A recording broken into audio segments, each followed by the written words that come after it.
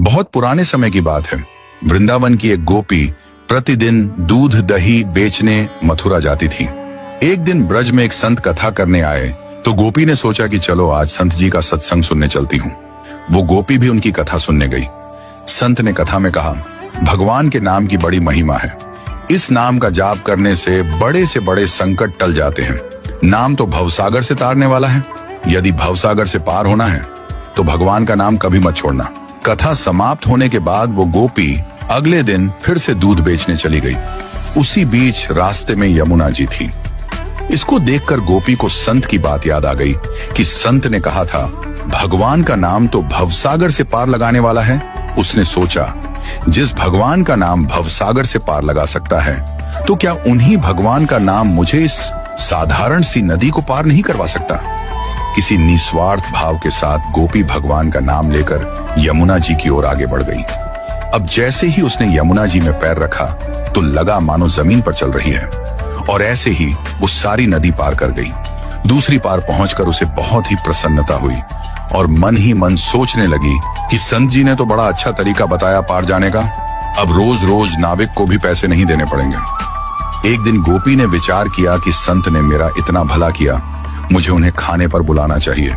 अगले दिन गोपी जब दही बेचने गई तब संत से घर में भोजन करने को कहा। संत तैयार हो गए। अब बीच में फिर यमुना नदी आई। संत नाविक को बुलवाने लगे तो गोपी बोली, बाबा आप नाविक को क्यों बुला रहे हैं? हम ऐसे ही यमुना जी में चलेंगे। संत बोले, गोपी कैसी बात करती हो, यमुना जी को ऐसे ही कैसे पार करेंगे? गोपी बोली, बाबा आपने ही तो कथा में कहा था कि भगवान का नाम लेकर भवसागर को भी पार किया जा सकता है। तो मैंने सोचा जब भवसागर से पार हो सकते हैं तो यमुना जी से पार क्यों नहीं हो सकते। मैं ऐसा ही करने लगी, इसलिए मुझे अब नाव की जरूरत नहीं पड़ती। संत को यह सुनकर विश्वास नहीं हुआ और वो गोपी को कहने लगे, पहले तू चल, मैं तुम्हारे पीछे पीछे आता हूँ। गोपी रोजाना की तरह नाम का आश्रय लेकर यमुना जी को पार कर गई। गोपी को देखने के बाद जैसे ही संत ने यमुना जी में पैर रखा तो झपाक से पानी में गिर गए। ये देखकर संत बहुत हैरान हो गए। अब गोपी ने जब देखा तो संत तो पानी में गिर गए हैं। तब गोपी वापस आई और संत का हाथ पकड़कर जब चली तो संत भी गोपी की भांति ही ऐसे चले जैसे जमीन पर चल रहे हों।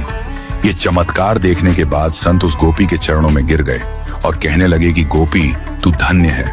वास्तव में तो सही अर्थों में नाम का आश्रय तो तुमने लिया है और मैं जिसने नाम की महिमा बताई तो सही, पर स्वयं नाम का आश्रय नहीं लिया। इसीलिए कहते हैं कि जब भी भगवान से मदद मांगो तो प्रभु पर पूरा भरोसा करो। भगवान जरूर आपकी पुकार सुनेंगे और आपकी मदद के लिए जरूर आएंगे।